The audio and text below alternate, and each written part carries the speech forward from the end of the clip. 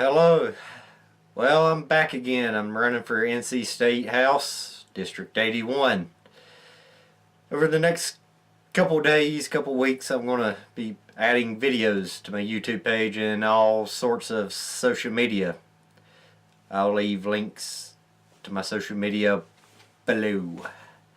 So let's get started, shall we?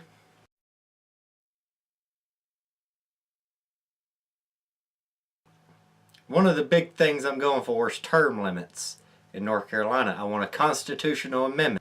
I want a constitutional amendment in North Carolina. And if you ask anybody on the streets, and they'll probably agree. We have politicians who have been in office for decades and have lost touch with society and the people. It's simple. 3 terms and you're out. Or at least for another 2 election cycles and you can run again. Everyone will fall under these limits, from mayors to county commissioners. Only exceptions to this amendment would be sheriff, clerk of court, elected judges, register of deeds, and U.S. members of Congress. We'll just have to wait for President Trump to address that. And if you haven't been following him, he has been following through on his promises. And keep in mind, there is no grandfather clause, so once your 3 terms is out, that's it. I keep hearing that the GOP want a limited government. Let's put that to the test, shall we?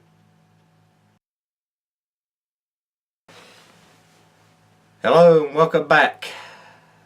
Issue number 2, pedophiles.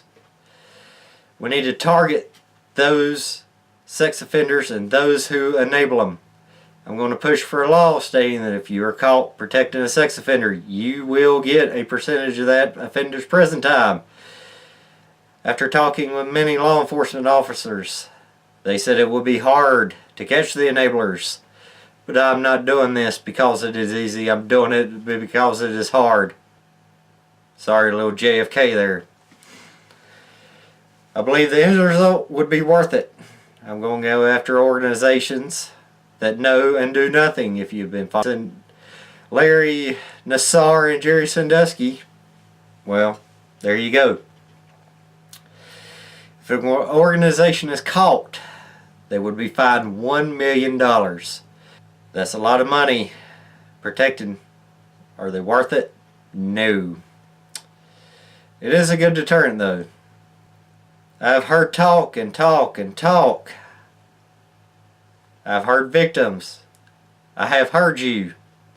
But the difference is, I don't talk, I act. And that's what I'm going to do. In addition to this, it will require a massive mandatory sex offender check 4 times a year, or once every quarter. I know this is a strain on the local sheriff's office, but it needs to be done, and I'm sure the sheriff's departments can take it. And contrary to what the mainstream media wants us to believe, being a pedophile is not a sexual orientation, and I will not accept it. Parents won't accept it, I won't accept it, and if elected, I will run you bastards down. It is unacceptable for schools to hold fundraisers to help supplement their budget. Schools keep running out of paper at the end of the year, and I ask why. The response is that the government keeps cutting the budget every year, and you can't keep cutting funds to schools and try to supplement with lottery funds and expect the teachers and students to excel. This is why we're 46th in the nation on education. We have to stop cutting school funds and raise lottery funds that go to the school 45 to 50%. Give the teacher the tools and they will get the job done. Yet we can't keep throwing money at a problem. We have to work the problem. We have to work the problem. That's the boomers, politicians answer to everything. Ooh, let's throw money at it. It'll go away. That's why roads suck. Patch and pray. Am I right? If you've drove down any of the roads in Davidson County lately, oh boy, you better be glad you don't have a hemorrhoid.